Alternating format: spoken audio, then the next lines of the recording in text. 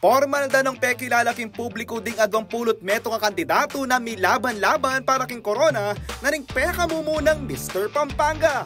May yakit king karelang timan at pamagrampa ing confidence sa tatak ning meto nga masanting nga Kapampangan.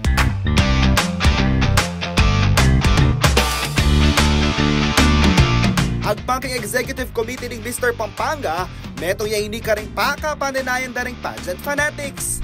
Bilan abanuang panayan daring may malen na mika makanini programa bakalita apakit kung makananula kagaling kasikan ang pong kabyasnan rin kaya katamong mga santing Kapampangan.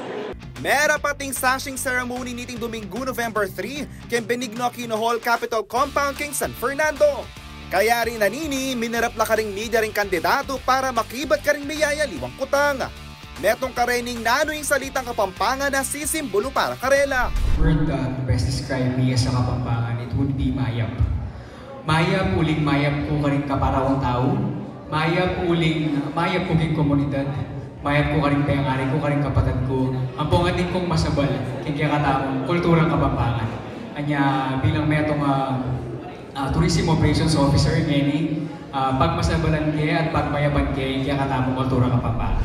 The Kapampangan word symbolizing me is, I think, is masikan, because I face a lot of, in my experience, I face a lot of failures, discriminations, criticisms, and failures, but doesn't stop me.